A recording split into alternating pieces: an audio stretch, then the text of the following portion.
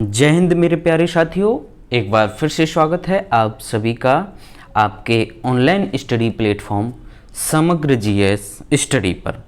तो आज आपके लिए ये जो प्रश्न पत्र है, मॉडल पेपर है, खास होने वाला है।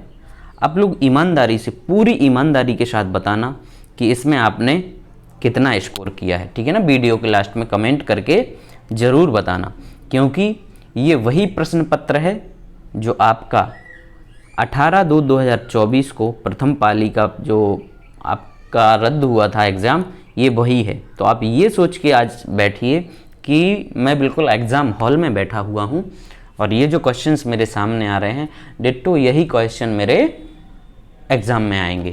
तो कितना स्कोर कर पा रहे हैं, पूरी ईमानदारी के साथ, पूरी तत्परता के साथ आज आप इस वीडियो के अंत में अपना जो है कमेंट ज़रूर करेंगे, ठीक है ना। तो चलिए, वीडियो शुरू करने से पहले आप सभी से गुजारिश रहती है कि चैनल पर यदि पहली बार आए हैं दोस्त, चैनल को क्या करना है, लाइक ज़रूर करना, चैनल को सब्सक्राइब ज़रूर करना है, ठीक है ना। और वीडियो को लाइक करना है, अधिक से अधिक शेयर भी करना है, ठीक है ना। तो चलिए शुरू करते हैं और लेते हैं हम अपना आज का पहला क्वेश्चन है कि निम्नलिखित में से कौन सा दिन अंतर्राष्ट्रीय श्रमिक दिवस के रूप में मनाया जाता है, ठीक है। तो आपको इस भावना के साथ आज का ये जो सेट पेपर है लगाना है कि मैं बिल्कुल एग्ज़ाम हॉल में बैठा हूँ और डिट्टो यही क्वेश्चन मुझे वहाँ पर मिलने वाले हैं, तब आपका स्कोर क्या रहता है, ठीक। चलिए, क्वेश्चन क्या है कि निम्नलिखित में से कौन सा दिन अंतर्राष्ट्रीय श्रमिक दिवस के रूप में मनाया जाता है। तो बताइए कौन सा मनाया जाता है। कह रहे 31 दिसंबर, 25 नवंबर, 16 अगस्त और 1 मई। तो अंतर्राष्ट्रीय श्रमिक दिवस के रूप में जो मनाया जाता है दोस्त, वो है आपका कौन सा, 1 मई, ठीक है ना। 1 मई को श्रमिक दिवस मनाया जाता है, ठीक। और इसको मनाने की जो शुरुआत हुई थी वो हुई थी आपकी कब से, 1923 से। ये दिवस क्यों मनाया जाता है, तो ये दिवस जो श्रमिक हैं, ठीक है ना, श्रमिकों, जो विश्व भर के श्रमिक हैं, उनको सम्मान देना इस दिवस का जो है प्रमुख मोटो होता है, ठीक है ना। तो आप समझ गए कब मनाया जाता है, 1 मई को मनाया जाता है। तो जिन साथियों ने ऑप्शन डी सेलेक्ट किया था वो बिल्कुल करेक्ट है।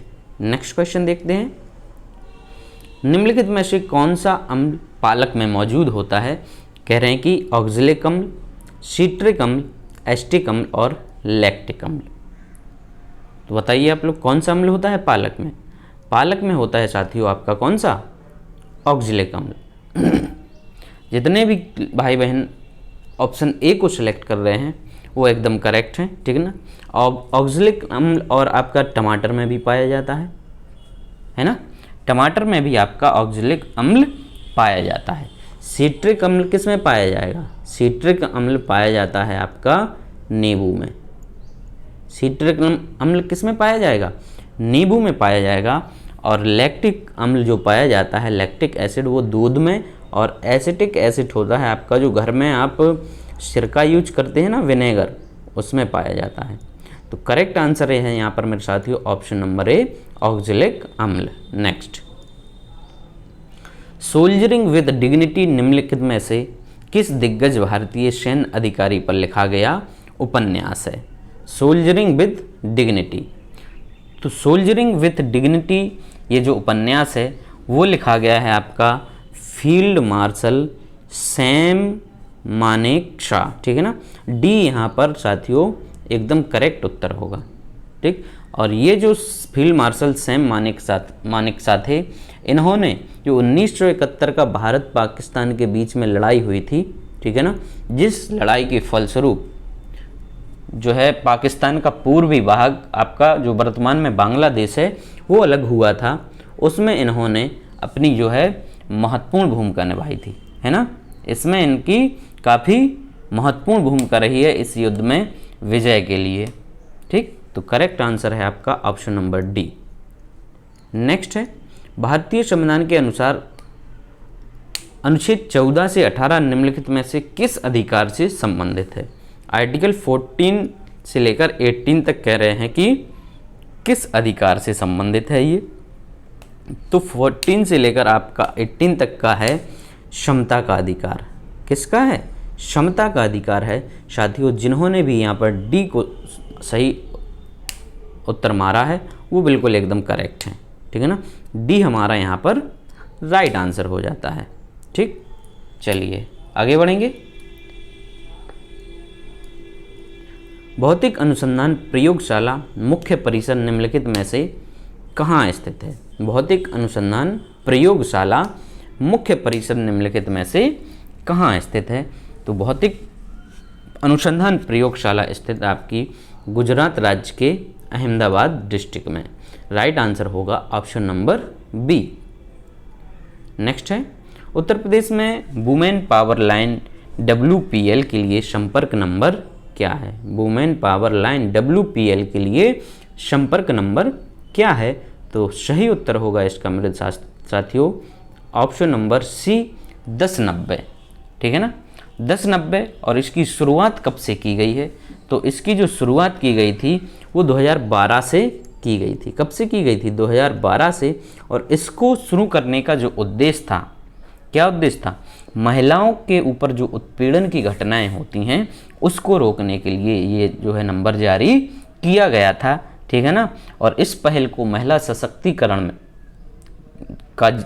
सशक्तिकरण की दिशा में जो हम लोग कार्य कर रहे हैं, सरकारें हमारी कार्य कर रही हैं, उसमें इस पहल ने काफ़ी जो है अपनी सार्थक भूमिका निभाई है। ठीक है ना, तो 1090 इसका ऑप्शन नंबर सी हमारा राइट आंसर हो गया। आगे बढ़ेंगे। मामल्लपुरम उत्सव निम्नलिखित में से किस राज्य का त्यौहार है? बताएं आप लोग, मामल्लपुरम उत्सव किस राज्य का ये जो है त्यौहार है? तो मामल्लपुरम मनाया जाता है मेरे साथियों कहाँ पर? तमिलनाडु में मनाया जाता है। राइट आंसर हो जाएगा ऑप्शन नंबर डी। क्या होगा? डी हमारा यहाँ पर करेक्ट हो जाता है। आगे बढ़ेंगे। कॉरपोरेट्स को राष्ट्रीय विकास में प्रभावी योगदानकर्ता बनाने के लिए नियामक और प्रशासनिक ढांचे की जिम्मेदारी भारत के निम्नलिखित में से किस मंत्रालय के अंतर्गत आती है? कॉरपोरेट्स जगत है, ठीक है ना, उसको राष्ट्रीय विकास में प्रभावी और योगदानकर्ता बनाने के लिए तो ये जो है आपका आएगा कॉरपोरेट मामलों का मंत्रालय कहलाएगा। बी यहाँ पर हमारा सही उत्तर हो जाता है। नेक्स्ट क्वेश्चन देखते हैं। कह रहे हैं कि प्राचीन जैन और बौद्ध ग्रंथों के अनुसार कितने महाजनपद थे? तो ये क्वेश्चन आप लोगों ने कई बार किया है, मेरे साथ भी इस क्वेश्चन की प्रैक्टिस करी है। तो प्राचीन जैन और बौद्ध ग्रंथों के अनुसार जो है 16 महाजनपद थे, जिनमें से 8 महाजनपद आपके उत्तर प्रदेश में थे। कहाँ पर थे? उत्तर प्रदेश में। तो यहाँ पर साथियों राइट आंसर जो है वो है हमारा ऑप्शन नंबर ए। जिन्होंने भी ऑप्शन नंबर ए को सिलेक्ट किया है वो एकदम करेक्ट है। नेक्स्ट, निम्नलिखित में से कौन उत्तर प्रदेश के जिलों में सर्वोच्च रैंकिंग वाले पुलिस अधिकारी हैं कमिश्नरी के अलावा? ठीक है, जिले की बात की जा रही है। आपके डिस्ट्रिक्ट में जो सर्वोच्च पुलिस अधिकारी होता है वो कौन होता है? तो जिले का जो सर्वोच्च पुलिस अधीक्षक होता है वो होता है कौन? एसपी, सुपरिटेंडेंट ऑफ पुलिस या एसएसपी, है ना, एसपी या एसएसपी। तो पुलिस अधीक्षक या वरिष्ठ पुलिस अधीक्षक आपका डिस्ट्रिक्ट लेवल पर पुलिस का सर्वोच्च जो है अधिकारी माना जाता है। तो सही उत्तर होगा यहाँ पर मेरे साथियों ऑप्शन नंबर सी जो है करेक्ट हो जाता है। 59 है हमारा क्वेश्चन कि निम्नलिखित में से कौन सा व्यय केंद्र सरकार की भौतिक या वित्तीय संपत्तियों के निर्माण के अलावा अन्य उद्देश्यों के लिए किया जाता है? कौन सा व्यय केंद्र सरकार की भौतिक या वित्तीय संपत्तियों के निर्माण के अलावा अन्य उद्देश्य के लिए किया जाता है? तो इसका सही आंसर होगा ऑप्शन नंबर डी, राजस्व व्यय। जिन्होंने डी लगाया है वो एकदम करेक्ट है। नेक्स्ट है, निम्नलिखित में से कौन सा बंदरगाह भारत का सबसे बड़ा कंटेनर बंदरगाह है? कौन सा बंदरगाह भारत का सबसे बड़ा कंटेनर बंदरगाह है? तो साथियों इसका जो राइट आंसर होगा वो है हमारा option number C, Jawaharlal Nehru बंदरगाह। और ये आपका कहाँ पर है? नवी मुंबई में। कहाँ पर स्थित है? नवी मुंबई में है। सही उत्तर होगा हमारा ऑप्शन नंबर सी। आगे बढ़ते हैं। निम्नलिखित में से किस घटना के कारण मोहनदास करमचंद गांधी ने वर्ष 1922 में असहयोग आंदोलन स्थगित कर दिया था। ठीक है, तो गांधी जी के द्वारा 1922 में असहयोग आंदोलन को स्थगित कर दिया था क्योंकि गोरखपुर में, ठीक है, वर्तमान जो गोरखपुर जिला है वहाँ पर एक चोरी चोरा करके गांव था। ठीक है ना, चोरा चोरी नामक गांव में 4 फरवरी 1922 को, कब, 4 फरवरी 1922 की ये घटना है। कुछ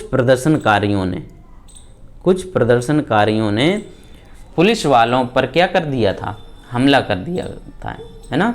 तो इस हमले में करीब 22 पुलिसकर्मियों की जो है मृत्यु हो गई थी। तो इस घटना से क्षुब्ध होकर गांधी जी ने अपने असहयोग आंदोलन को जो है वो स्थगित कर दिया था। तो सही उत्तर हो जाएगा आपका option number D, Chauri Chaura कांड। आगे बढ़ते हैं। निम्नलिखित में से कौन सी फसल खरीफ की फसल नहीं है? कौन सी फसल कह रहे हैं कि खरीफ की फसल नहीं है? तो आपकी सोयाबीन होती है, मक्का होती है और मूंगफली खरीफ की होती है, जो कि अभी वर्तमान में बोई गई हैं। ये खरीफ का सीज़न ही चल रहा है। गेहूं की फसल जो है वो आपकी आती है रबी की फसल के अंतर्गत। किसके अंतर्गत आती है? रबी की फसल के अंतर्गत आती है। तो सही उत्तर होगा मेरे साथियों यहाँ पर ऑप्शन नंबर बी। ठीक है ना, बी हो जाएगा। चलिए आगे बढ़ेंगे। उत्तर प्रदेश में राजकीय स्वतंत्रता संग्राम संग्रहालय शहीद स्मारक निम्नलिखित में से किस स्थान पर स्थापित है? तो यूपी में जो शहीद स्मारक बना है मेरे साथियों, बताइए आप लोग कहाँ पर बना है? सही उत्तर होगा इसका ऑप्शन नंबर ए, मेरठ में। ठीक है ना, तो राइट आंसर हो जाएगा मेरठ। कहाँ बना हुआ है? मेरठ में बना हुआ है। अगले क्वेश्चन की ओर रुख करेंगे। उत्तर प्रदेश ने हाल ही में किस क्षेत्र में PMJAY के कार्यान्वयन के लिए वर्ष 2023 में पुरस्कार प्राप्त किया है? तो पहला क्वेश्चन तो यहाँ से ये निकल के आ रहा, PMJAY का पूर्ण रूप आपका क्या होगा? बताइए आप लोग। मान लीजिए यही क्वेश्चन पूछ दिया कि PMJAY का पूर्ण रूप क्या होगा, फुल फॉर्म क्या होगा, तो बताइए। या PMJAY किसका संक्षिप्त रूप है?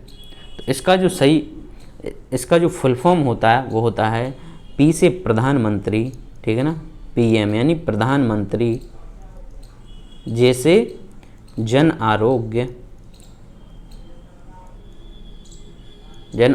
और वाई से योजना। ठीक, तो अब समझ गए होंगे आप, जैसे ही फुल फॉर्म बताया आप समझ गए होंगे ये किस क्षेत्र की योजना है ना। तो ये किसकी है? ये एक स्वास्थ्य सेवा है। सही उत्तर हो जाएगा ऑप्शन नंबर डी। चलिए आगे बढ़ेंगे। जनगणना 2011 के अनुसार उत्तर प्रदेश राज्य का समग्र लिंगानुपात क्या है? 2011 जनगणना की कुछ फैक्ट मैं आपको यहाँ पर और भी बताऊंगा। ठीक है, तो उत्तर प्रदेश का जो समग्र लिंगानुपात है 2011 के अनुसार वो है आपका 912 महिलाएं प्रति 1000 पुरुष पर। ठीक, कितना? 912 महिलाएं प्रति 1000 पुरुष पर। यहाँ पर हमारा सही उत्तर हो गया साथियों ऑप्शन नंबर बी। ठीक है ना। इसके अलावा यदि कहा जाए कि उत्तर प्रदेश का जनघनत्व कितना है, तो जनघनत्व है 829। ठीक है ना, 829 जो है व्यक्ति प्रति किलोमीटर। ये आपका यहाँ का उत्तर प्रदेश का क्या हो गया? जनघनत्व हो गया। ठीक, साक्षरता के बारे में बात की जाए तो साक्षरता जो है यूपी की ओवरऑल साक्षरता है आपकी 67.7%। कितनी है साथियों? 67.7%। तो आपको ये कुछ चीज़ें याद रखनी है। नेक्स्ट है कि प्रसिद्ध यूनेस्को स्थल बोर्दो पोर्ट ऑफ मून निम्नलिखित में से किस देश में स्थित है? ये प्रसिद्ध यूनेस्को स्थल है बोर्दो और पोर्ट ऑफ मून। कह रहे हैं कि ये कहाँ पर स्थित है? तो स्थित है साथियों कहाँ पर? फ्रांस में। सही उत्तर हो जाएगा आपका ऑप्शन नंबर बी। आगे बढ़ेंगे। निम्नलिखित में से किस बल को विमान और हवाई अड्डों पर अपहरण और इसी तरह की सुरक्षा स्थितियों का जवाब देने के लिए विशिष्ट दक्ष बल के रूप में नियुक्त किया गया है? किस विशेष बल को? ठीक है ना, तो इसका जो करेक्ट आंसर होगा मेरे साथियों क्या होगा? NSG। ऑप्शन नंबर सी हमारा यहाँ पर राइट आंसर हो जाएगा, NSG। ठीक है ना। चलिए नेक्स्ट क्वेश्चन है, राजस्व परिषद उत्तर प्रदेश की स्थापना निम्नलिखित में से किस जिले में की गई थी? राजस्व परिषद उत्तर प्रदेश की स्थापना निम्नलिखित में से किस जिले में की गई थी? तो इसकी जो स्थापना की गई थी आपकी इलाहाबाद में की गई थी साथियों। कब? 1831 ईस्वी में। ठीक है ना। इलाहाबाद जो कि वर्तमान में अभी प्रयागराज नाम से आपका जाना जाता है। ठीक है ना। चलिए आगे बढ़ेंगे। अंतर्राष्ट्रीय श्रम संगठन ILO ने बाल श्रम के वैश्विक विस्तार और इसे खत्म करने के लिए आवश्यक कार्रवाई और प्रयासों पर ध्यान केंद्रित करने के लिए वर्ष 2002 में बाल श्रम के खिलाफ विश्व दिवस की शुरुआत की। प्रत्येक वर्ष विश्व बाल श्रम निषेध दिवस किस दिन मनाया जाता है? बाल श्रम निषेध दिवस कह रहे हैं कि किस दिन मनाया जाता है? तो ये मनाया जाता है आपका, कब मनाया जाता है? 12 जून को। सही उत्तर हो जाएगा ऑप्शन नंबर सी। ठीक है ना। तो जिसने भी ऑप्शन नंबर सी को सिलेक्ट किया है उनका आंसर एकदम सही है। नेक्स्ट क्वेश्चन देखेंगे, हाल ही में प्रधानमंत्री ने निम्नलिखित में से किस रेलवे स्टेशन से नई अमृत भारत ट्रेनों को हरी झंडी दिखाई है?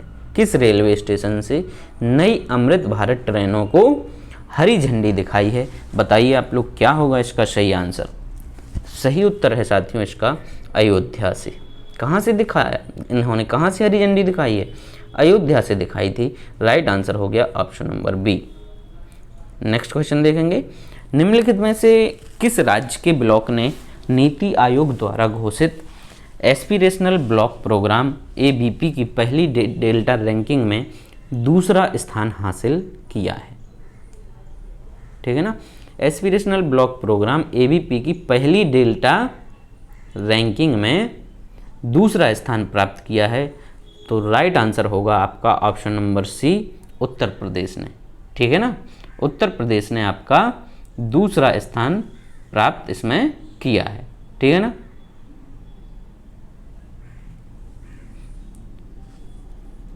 और उत्तर प्रदेश का जो डिस्ट्रिक्ट है आपका, ठीक है ना, जिसने दूसरा स्थान प्राप्त किया है उसका नाम है कौशाम्बी। ठीक है ना। कौशाम्बी डिस्ट्रिक्ट ने ये दूसरी रैंक प्राप्त की है। और पहला जो स्थान प्राप्त किया गया है वो तेलंगाना राज्य को हुआ है। ठीक है ना। फर्स्ट जो पोजीशन मिली है वो किसको मिली है? तेलंगाना को। नेक्स्ट, रूस यूक्रेन संघर्ष क्षेत्र से भारतीय नागरिकों को निकालने के लिए भारत द्वारा शुरू किए गए ऑपरेशन का नाम निम्नलिखित में से क्या है? ठीक है ना। रूस और जो यूक्रेन के बीच संघर्ष चल रहा था तो वहाँ पर कुछ भारतीय नागरिक भी फंसे हुए थे। उनके लिए निकालने के लिए कौन सा ऑपरेशन चलाया गया था? ऑपरेशन गंगा चलाया गया था। सही आंसर हो जाएगा option number D. Next question है, हाल ही में नवंबर 2023 में भारत और किस पड़ोसी देश ने संयुक्त सैन्य अभ्यास सूर्य किरण में भाग लिया था? तो ये क्वेश्चन तो मैं आपको पहले भी करा चुका हूँ। तो अभी यदि आप लोग पूरी ईमानदारी से पढ़ाई कर रहे हैं तो इसका आपको आंसर आना चाहिए।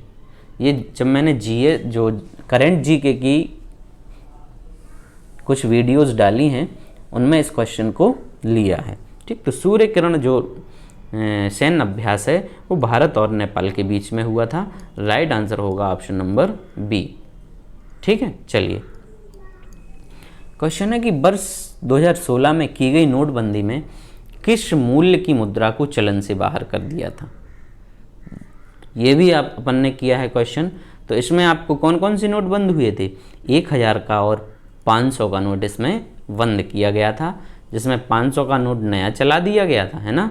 500 का नया जारी कर दिया पर 1000 का पूरी तरीके से बंद हो गया है। राइट आंसर होगा यहाँ पर साथियों कौन सा? ऑप्शन नंबर डी हमारा करेक्ट हो जाएगा। ठीक है ना। चलिए आगे बढ़ेंगे। और ये नोटबंदी हुई थी कब? 8 नवंबर 2016 को। डेट याद रखिए। उत्तर प्रदेश में साइबर अपराध मुख्यालय कहाँ स्थित है? साइबर अपराध मुख्यालय कह रहे हैं कि कहाँ पर स्थित है यूपी में, तो इसका जो सही उत्तर होगा साथियों वो होगा लखनऊ में। ठीक है ना, कहाँ स्थित है साइबर अपराध मुख्यालय? लखनऊ में स्थित है। नेक्स्ट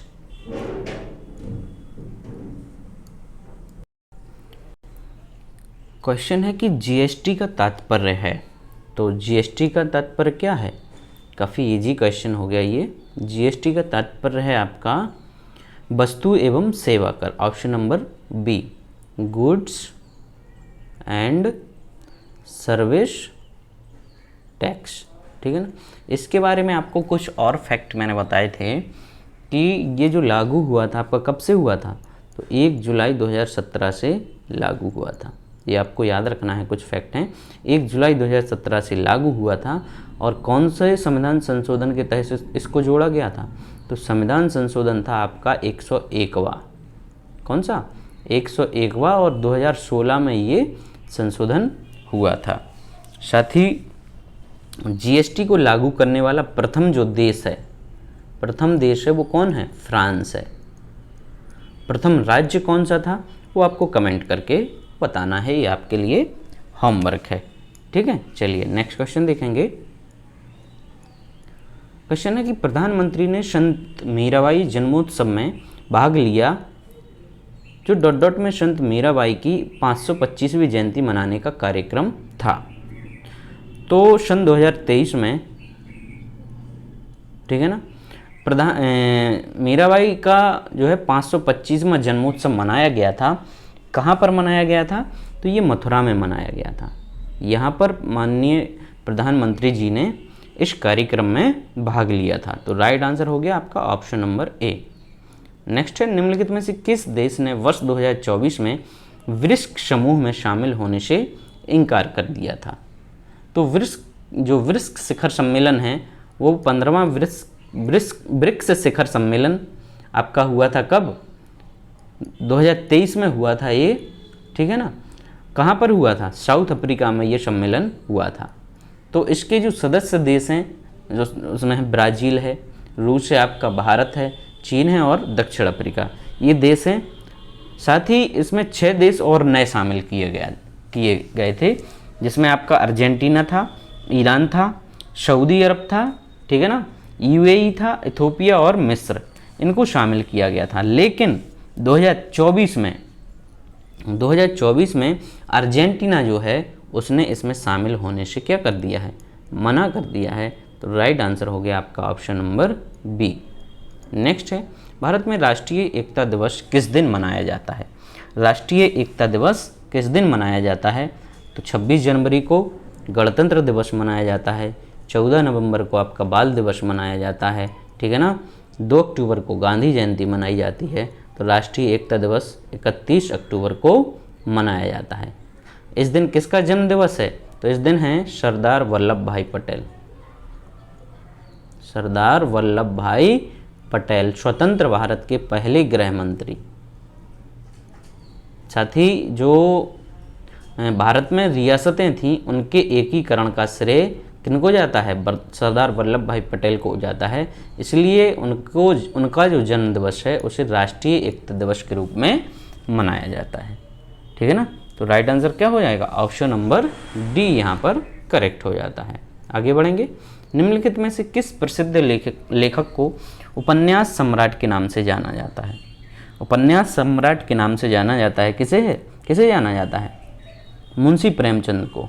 ठीक है ना, मुंशी प्रेमचंद को उपन्यास के जो सम्राट हैं उसके नाम से जाना जाता है। तो सही उत्तर होगा ऑप्शन नंबर सी। और इनका जो मूल नाम था वो था क्या? धनपत राय श्रीवास्तव।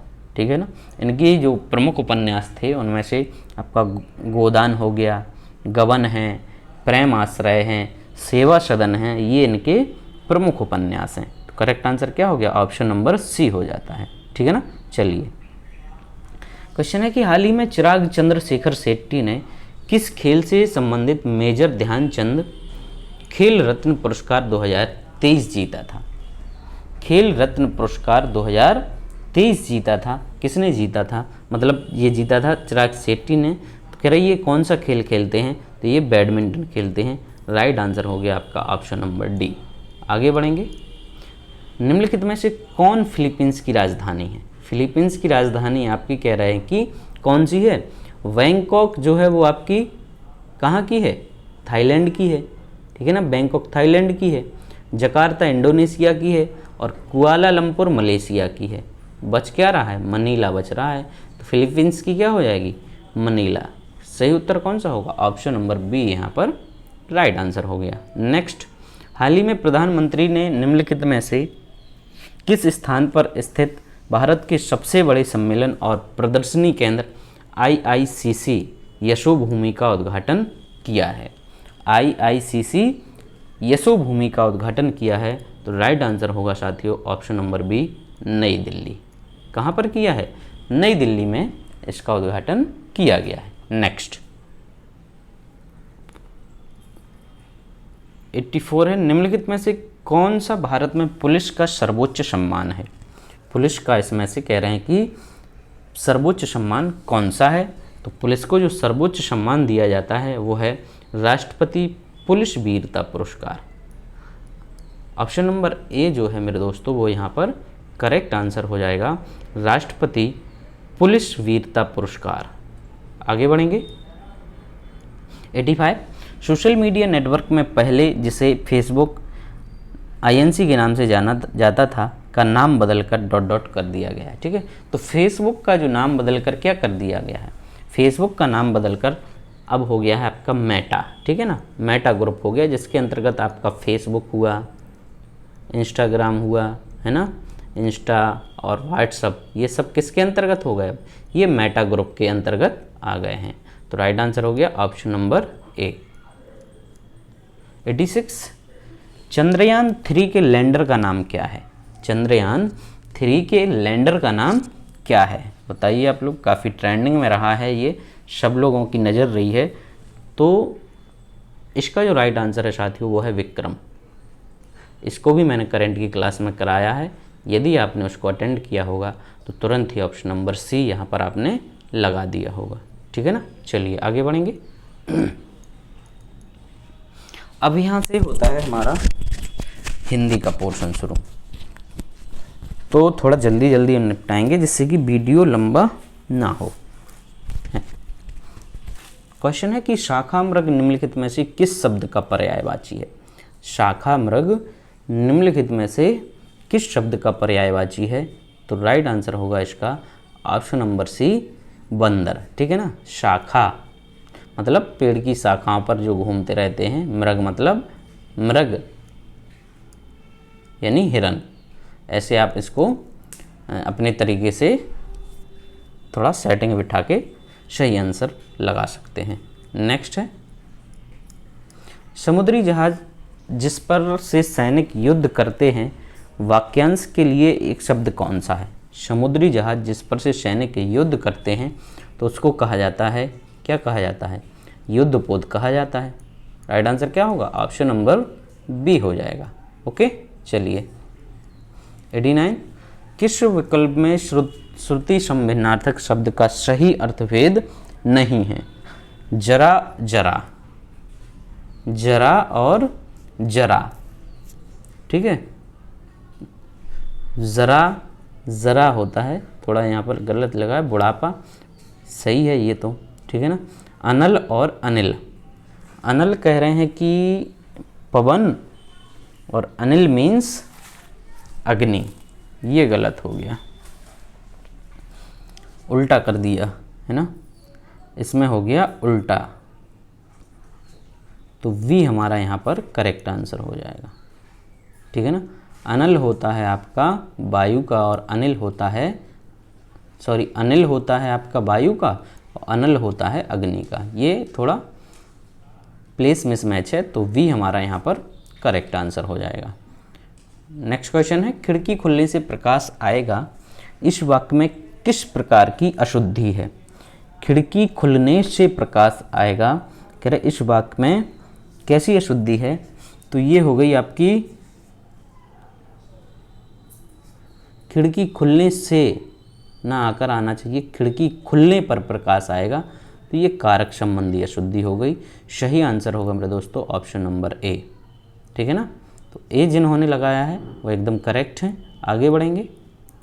निम्नलिखित में से किसके नाम प्रायः पुल्लिंग होते हैं? कह रहे हैं कि निम्न में से किसके नाम प्रायः पुल्लिंग होते हैं? समुद्रों के नाम, भाषाओं के नाम, तिथियों के नाम या नदियों के नाम? तो पुल्लिंग होते हैं समुद्रों के नाम। किसके होते हैं? समुद्रों के नाम। जैसे अरब सागर, हिंद महासागर, प्रशांत महासागर, काला सागर, ये सब कैसे हैं? ये आपके पुल्लिंग हैं। तो करेक्ट आंसर हो जाएगा option number A. Next question है, निम्नलिखित में से किस शब्द का प्रयोग एक वचन में होता है? किस शब्द का प्रयोग एक वचन में होता है? हस्ताक्षर, दल, लोग, रोमकूप। तो एक वचन में प्रयोग होगा दल का। सही उत्तर हो जाएगा ऑप्शन नंबर बी। आगे बढ़ते हैं। अलमारी में कपड़े पड़े हैं, रेखांकित शब्द में कौन सा कारक है? अलमारी में कपड़े पड़े हैं, रेखांकित शब्द में कौन सा कारक? अलमारी में, अधिकरण में पर। ठीक है, तो अधिकरण कारक हो जाएगा। सही आंसर होगा ऑप्शन नंबर ए। आगे बढ़ेंगे। बनाकर शब्द में कौन सा प्रत्यय है? बनाकर, बनाकर। बताइए कौन सा शब्द है बनाकर में? कौन सा प्रत्यय है? प्रत्यय मतलब जो पीछे, तो कर प्रत्यय लगा हुआ है। काफ़ी इजी क्वेश्चन था ये। नेक्स्ट।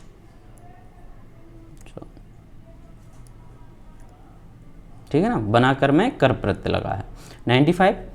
तरावट शब्द में मूल शब्द और प्रत्यय निम्न में से कौन सा है? ठीक है, तरावट में कह रहे हैं कि मूल शब्द और उसका प्रत्यय इसमें से कौन सा है? तो तरावट में होगा आपका तर होगा मूल और आवट हो जाएगा इसमें प्रत्यय।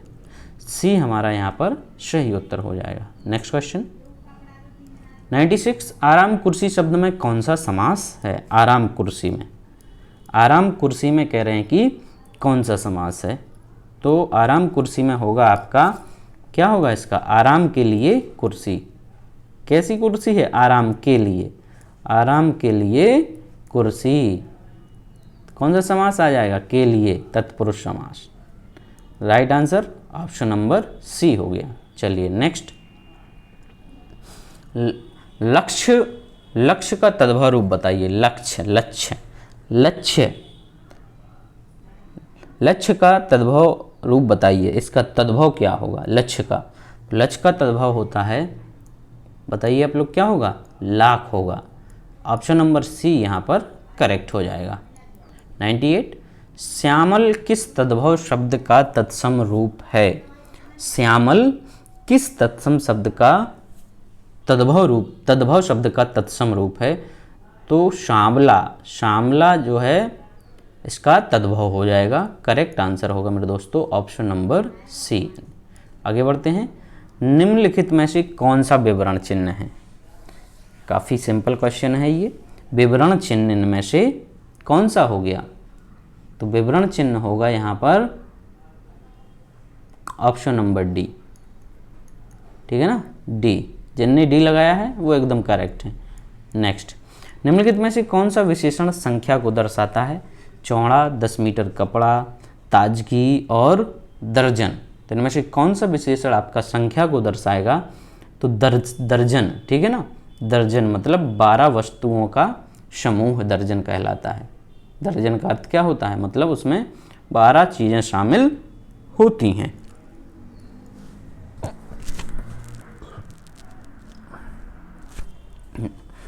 क्वेश्चन है कि मच्छर भिनभिनाते हैं, इस वाक्य में कौन सी क्रिया है? मच्छर भिनभिनाते हैं, इसमें कौन सी क्रिया है? प्रेरणार्थक क्रिया, पूर्वकालिक क्रिया, नाम धातु क्रिया या संयुक्त क्रिया? तो इसमें जो क्रिया है साथियों वो है कौन सी? नाम धातु क्रिया है। ठीक है ना, नाम धातु क्रिया। और नाम धातु क्रिया कब बनती है? जब संज्ञा या विशेषण जो शब्द हैं उनमें प्रत्यय जोड़ने पर। ठीक है ना, संज्ञा एवं विशेषण शब्द जो होते हैं, ठीक है, उनके अंत में प्रत्यय जोड़ने पर जब किसी क्रिया का निर्माण होता है तो उसको हम लोग नाम धातु क्रिया कहते हैं। राइट आंसर है यहाँ पर ऑप्शन नंबर सी। 102। लता मंगेशकर गीत गा रही है, यह वाक्य किस काल का है? लता मंगेशकर गीत गा रही है, यानी अभी क्रिया कैसी है? वर्तमान काल में चल रही है और कैसी है, अपूर्ण है, तो बी यहाँ पर सही उत्तर हो जाएगा। नेक्स्ट है कि मजदूरों द्वारा पेड़ काटा गया, इस वाक्य का वाच्य क्या होगा। मजदूरों द्वारा पेड़ काटा गया, इसका वाच्य क्या होगा यहाँ पर, तो वाच्य होगा किसके द्वारा काटा गया है, मजदूरों के द्वारा काटा गया है। कर्म वाच्य यहाँ पर ऑप्शन नंबर बी हमारा करेक्ट हो जाएगा। ठिठक जाना मुहावरे का अर्थ निम्नलिखित में से कौन सा है। ठिठक जाना मुहावरे का अर्थ निम्नलिखित में से कौन सा है, तो ठिठक जाना मतलब कह रहे कि रुक जाना, धोखा खा जाना, उदासी छा जाना या चले जाना। तो रुक जाना, ठिठक जाना का अर्थ क्या होता है, रुक जाना होता है। ऑप्शन नंबर ए मेरे दोस्तों यहाँ पर सही हो जाएगा, ठीक है ना। चलिए आगे बढ़ेंगे। अभिज्ञ शब्द का विलोम शब्द क्या है। अभिज्ञ शब्द का विलोम क्या होगा, तो अभिज्ञ का विलोम क्या होगा, ओबियसली अनभिज्ञ हो जाएगा। ये बिल्कुल इजी क्वेश्चन हो गया। नेक्स्ट क्वेश्चन, निम्नलिखित विकल्प में से एक लोकोक्ति है, उसका चयन कीजिए। लोकोक्ति कौन सी है, कह रहे हैं कि जो गरजते हैं वे बरसते नहीं हैं, आस्तीन का सांप होना, कठपुतली होना, आँख चुराना, ठीक है। तो ये तो हो गए आपके क्या, ये हो गए मुहावरे, ठीक, ये हो गए क्या, मुहावरे। लोकोक्ति कौन सी बची, ऑप्शन नंबर ए हमारा करेक्ट आंसर हो जाएगा। नेक्स्ट, हिंदी साहित्य में वात्सल्य रस को मिलाकर कुल कितने काव्य रस हैं। हिंदी साहित्य में वात्सल्य रस को मिलाकर कुल कितने काव्य रस हैं, तो भरत मुनि के अनुसार जो रसों की संख्या थी आपकी, भरत मुनि के अनुसार थे रस 8। कितने थे, भरत मुनि के अनुसार जो रसों की संख्या थी वो थी 8, ठीक। फिर शांत रस जो है उसको अपन ने 9वां रस माना, शांत रस को 9वां रस माना गया, और वात्सल्य रस को माना गया 10वां रस। कौन सा माना गया, 10वां रस वात्सल्य रस को माना गया, ठीक है ना। इसके अलावा 11वें रस को भक्ति रस को 11वां माना गया, ठीक है। 11वां किसको माना गया, भक्ति रस को माना गया, ठीक है ना। तो वात्सल्य की यहाँ पर बात की जा रही है, तो वात्सल्य रस की जो है वात्सल्य रस वो कौन सा है, 10वें नंबर का है। राइट आंसर होगा ऑप्शन नंबर बी। चलिए नेक्स्ट, निम्नलिखित में से संबंधवाचक सर्वनाम का उदाहरण कौन सा है जिसका आपको जो और सो, संबंधवाचक का यहाँ पर उदाहरण कौन सा है, तो आपको यहाँ पर संबंधवाचक का उदाहरण हो जाएगा। राइट आंसर होगा ऑप्शन नंबर बी।